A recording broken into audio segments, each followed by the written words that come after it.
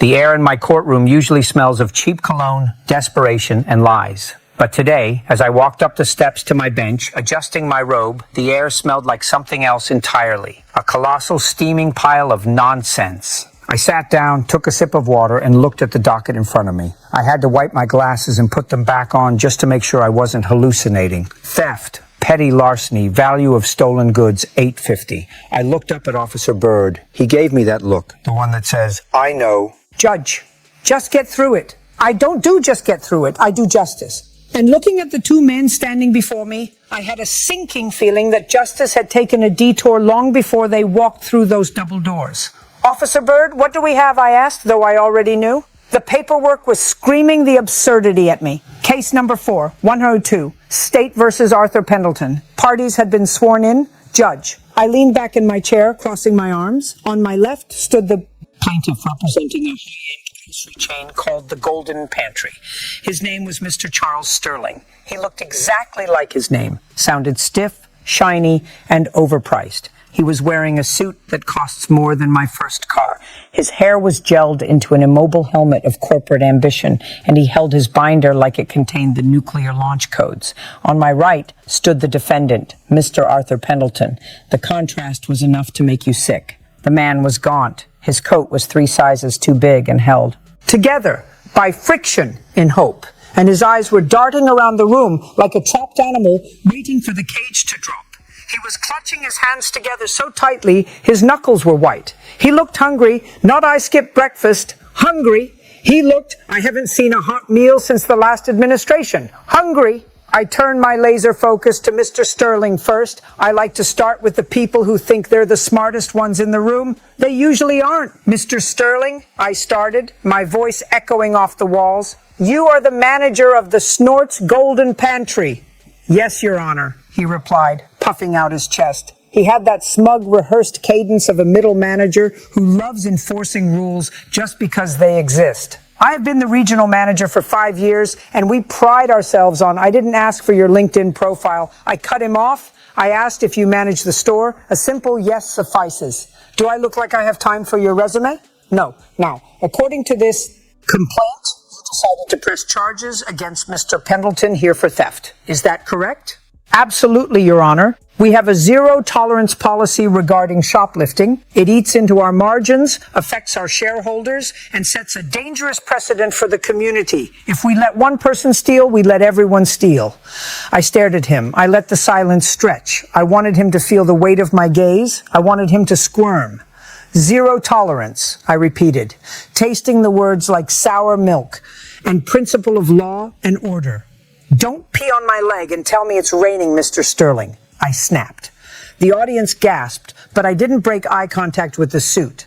Principal, you dragged a man into criminal court over a sandwich. You called the police, wasted their time, wasted the district attorney's time, and now you're wasting my time over lunch meat. He took property that did not belong to him, Sterling insisted, his face flushing a slight shade of indignant pink. He walked past. The registers made eye contact with the cashier and walked right out the door. That is theft, plain and simple. The law is the law. I turned my head slowly toward Mr. Pendleton. He flinched when my eyes landed on him. He looked like he expected me to throw the gavel at his head. He was shaking, visibly shaking. Mr. Pendleton, I said, my voice dropping an octave. I don't cuddle people, but I know the difference between a criminal and a tragedy. Uncross your hands. Look at me. He slowly lifted his head. His eyes were watery, red-rimmed. Yes, ma'am. Your Honor. Is it true? Did you take the sandwich and the apple without paying? He swallowed hard. Yes, Your Honor. I did. Why? I asked. Just one word. Sometimes that's all you need. I hadn't eaten in 3 days, Your Honor. His voice was raspy, dry. I was dizzy. I walked in just to get out of the cold for a minute. The smell of the food, it just hit me. I didn't plan it. I saw it and my stomach hurts. So bad. I just grabbed it and walked out. I wasn't thinking. I'm sorry. I looked at him. I've been on the bench a long time. I can smell a lie from a mile away. I can spot a con artist before they even open their mouth. This man wasn't conning me. This man was desperate. There is a look in the eyes of a man who has lost his dignity that you cannot fake. It's a hollowness. I turned back to Sterling. He was checking his watch. as if he had somewhere more important to be than deciding the fate of a human being. "Mr. Sterling," I barked. He jumped. "You heard him? He hadn't eaten in 3 days. When you caught him, and I assume you have lost prevention officers who tackled him or stopped him outside?" "Yes. Our security team apprehended him in the parking lot." Sterling nodded, regaining his composure. He had already consumed half the sandwich. "He ate it in the parking lot," I stated. "He didn't stash it in a bag to sell later. He didn't try to trade it for drugs. He ate it because he Was hungry. Did he offer to pay you back? Did he say anything when you caught him? He said he didn't have any money, Sterling scoffed, which is exactly why he shouldn't be shopping in our store. We are a business, not a soup kitchen. If he wants a handout, there are shelters for that. We cannot be responsible for feeding the city's homeless population out of our inventory. I felt the heat rising in my neck. This is the part of the job that tests my blood pressure medication. It's not the crime, it's the lack of humanity. It's the bureaucratic coldness that treats a starving man like a line item on a spreadsheet. Mr. Sterling, let me ask you a question. I leaned forward, resting my chin on my hand. Do you throw food away at your store? Sterling blinked. Excuse me? It's a simple question. I speak English. You speak English. Do you throw food away? Well, yes, of course, he stammered. Per health code regulations, any prepared food that isn't sold by a certain time must be discarded. We have strict standards for freshness. And what happens to that food? I pressed. It goes into the compactor to ensure no one eats expired goods and sues us. So, I said, my voice getting dangerously quiet, let me get this straight. You would rather throw a sandwich into a compactor, crush it into garbage, and have it hauled off to a landfill than let a starving human being eat it. You are telling me that the loss you are so concerned about is a sandwich that was likely going to end up in the trash within a few hours. Anyway, that sandwich was fresh. Sterling defended himself. It had a sell-by date of today. It was saleable inventory. And what was the time of the incident? I looked down at the report. 8:45 p.m. What time do you close? I took off my glasses and slammed them onto the desk. The sound cracked through the room like a whip. So 15 minutes before closing, you had a sandwich that if not sold in 15 minutes was garbage. And this man, this human being, took it because he was starving. And instead of looking at him and seeing a person in distress, you saw a thief. You saw a target. It's the law. Sterling shouted, losing his cool. Theft is theft. If I let him do it, they'll all do it. Don't shout at me, I yelled back. You are in my house, and in my house we use common sense. Something you seem to be severely lacking. You want to talk about the law? Fine, we'll talk about the law. But first we're going to talk about something you can't find in your employee handbook. We're going to talk about decency. I turned my chair to face Mr. Pendleton again. He was looking down at his shoes, shame radiating off him in waves. Mr. Pendleton, look at me. He looked up.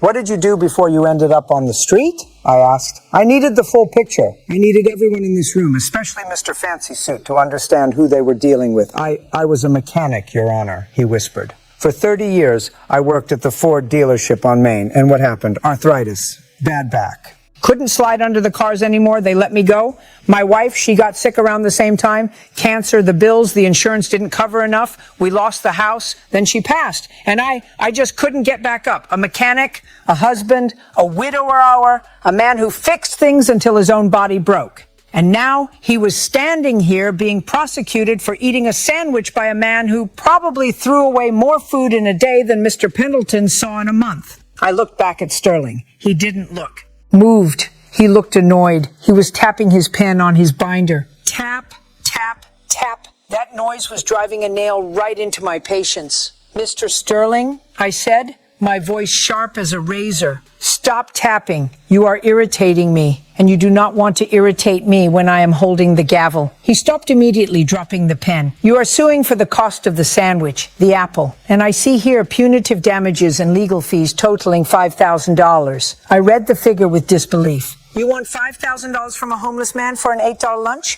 We had to hire counsel to file the paperwork, Sterling said stiffly. And the punitive damages are to deter future theft. I laughed a dry, humorless laugh. You want to deter him from what? Staying alive? You think charging him $5,000 is going to teach him a lesson? What planet are you living on? Mars. Because here on Earth, you can't get blood from a stone. And And you certainly can't get $5,000 from a man wearing a coat held together? By duct tape. I was just getting started. This wasn't just a case anymore. This was a diagnosis of a sickness in society. And Mr. Sterling was patient zero. I wasn't just going to dismiss this. I was going to dissect it. I was going to make sure that by the time Mr. Sterling walked out of here, he would never ever forget the name Arthur Pendleton. Mr. Sterling, I said, leaning forward with a gleam in my eye. You say this is about principle. You say you represent the Golden Pantry. Tell me, does your corporate headquarters know you are here today? Does the CEO know you are spending company time and money to persecute a hungry veteran mechanic for a ham sandwich? Sterling hesitated. For the first time, a crack appeared in his armor. I have discretion to handle local legal matters. So, that's a no, I concluded. Interesting. Very interesting, because I have a feeling that if the public knew that the Golden Pantry, a store that charges $10 for a carton of milk, was hunting down the homeless for eating their leftovers, the loss to your shareholders would be a lot significantly higher than $850. I paused, letting that sink in. I could see the wheels turning in his head. He was realizing that maybe, just maybe, he had picked the wrong judge, but I wasn't done, not even close. Mr. Pendleton, I addressed the defendant. When was the last time you had a job interview? I tried judge, but look at me. He gestured to his clothes. No address, no phone. Who hires a guy like me? We're going to get to that, I said. But right now, I have a plaintiff here who insists on his pound of flesh, or should I say his pound of roast beef. I looked at the docket again. I saw the arrest record. Clean. No priors. 30 years of work, then tragedy. Then this. Mr. Sterling, I said, pointing a finger at him. You stay right there. Don't move. Don't breathe. I'm going to make a phone call. I stood up. Bird, keep an eye on them. We're taking a recess.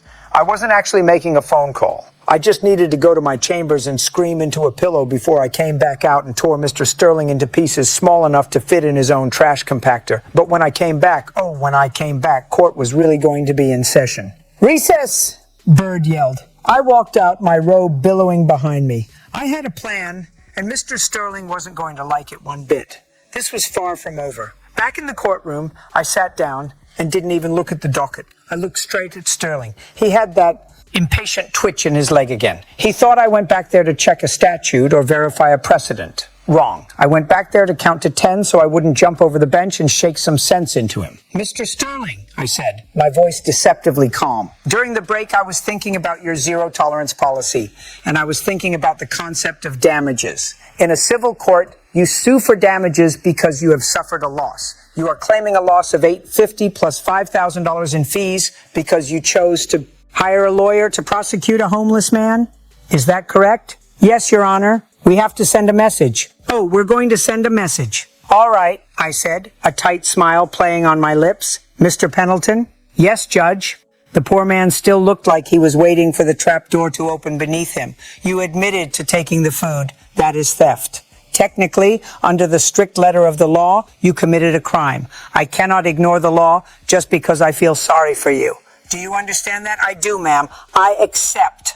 Whatever punishment. He trailed off, his voice breaking. However, I cut back to Sterling. The law also requires the plaintiff to come to court with clean hands. And frankly, Mr. Sterling, your hands are filthy. Not with dirt, but with arrogance. I picked up the evidence file. A grainy photo from the security camera. It showed Mr. Pendleton hunched over, grabbing the sandwich. It didn't look like a heist. It looked like survival. Mr. Sterling, you said you hired counsel. Who is your counsel? I don't see a lawyer here. I am representing the store as an authorized agent, but we consulted with our legal team to draft the complaint, he replied smoothly. So, you didn't actually pay a lawyer $5,000 to stand here today. You're suing for legal fees you haven't actually incurred in this courtroom. It's an estimate of the corporate resources used. Baloney. I slammed my hand on the desk. It's a lie. You're padding the bill. You're trying to profit off this man's misery. You didn't spend $5,000. You spent 20 minutes filling out a form. Do you think I'm stupid?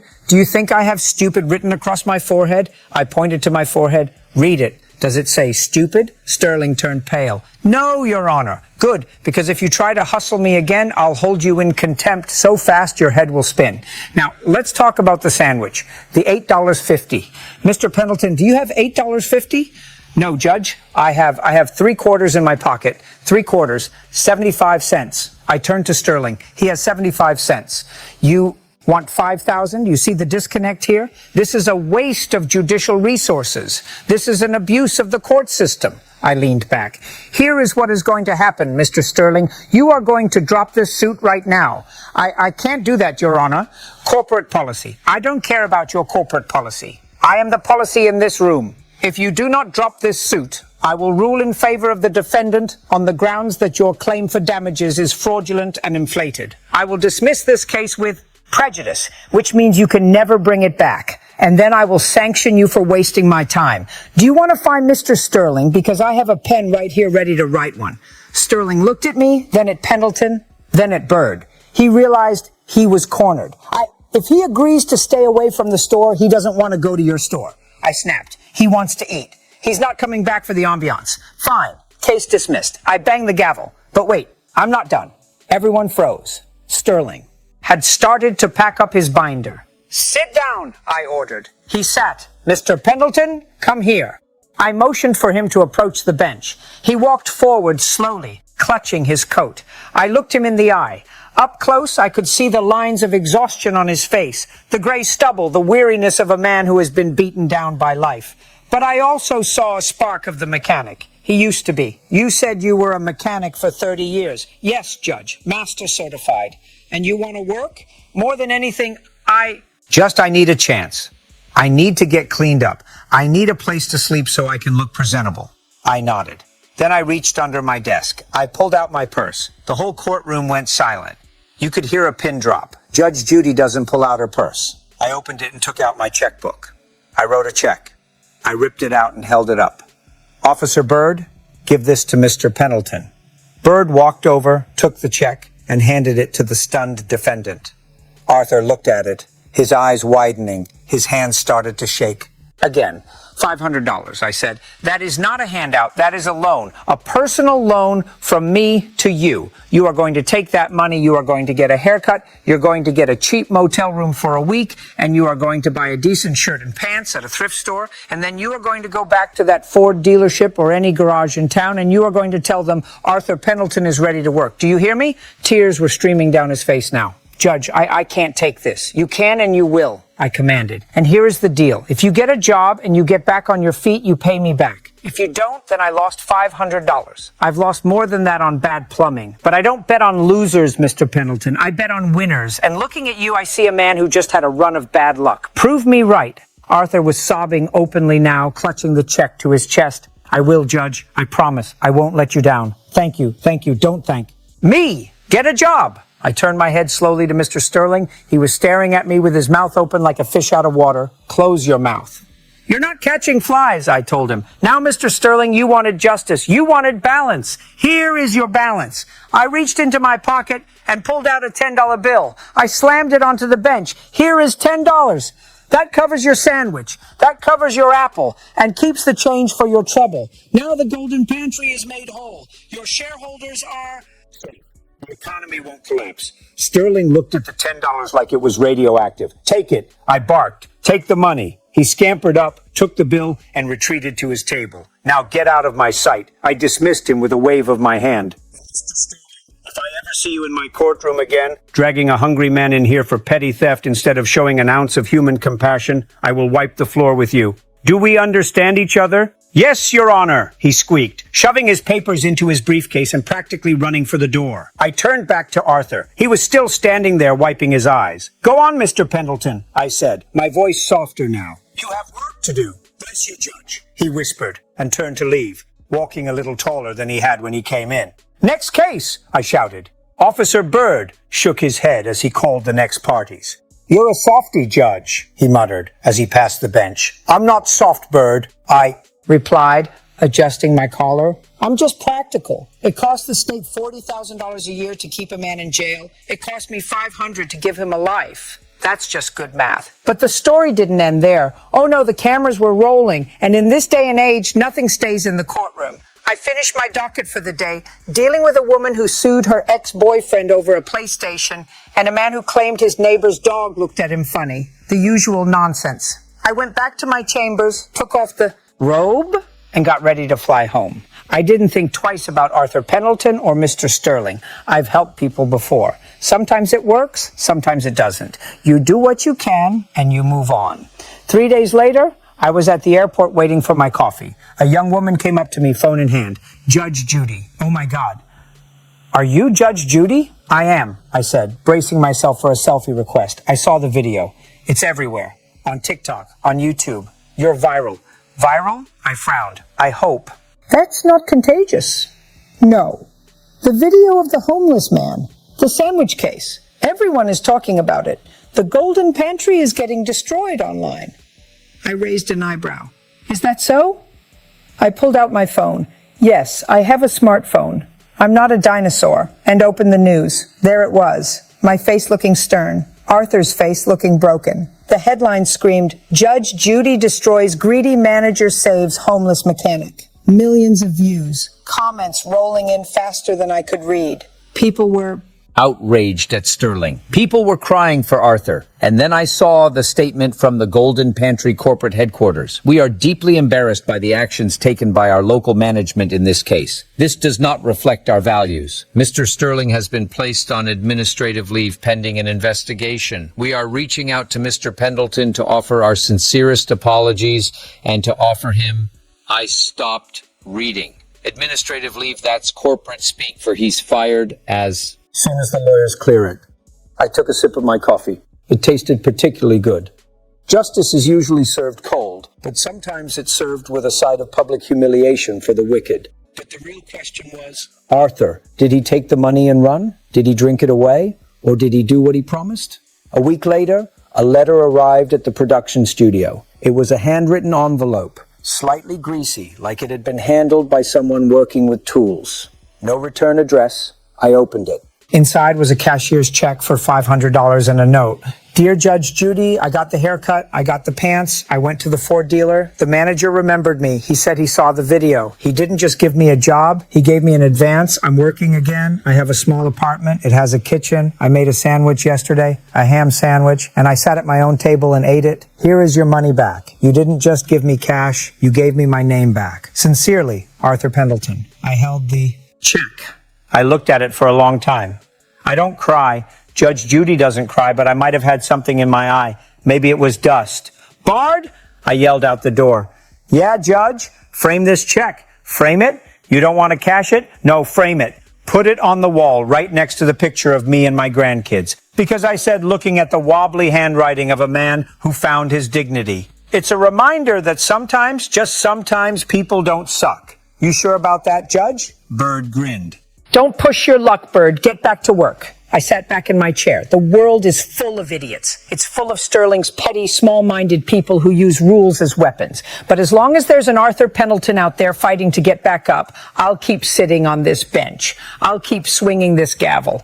And if anyone else wants to sue a hungry man for an apple in my courtroom, they better bring a helmet, because I don't just judge cases. I judge character. And the verdict on Mr. Sterling was guilty of being in the first degree. Case closed.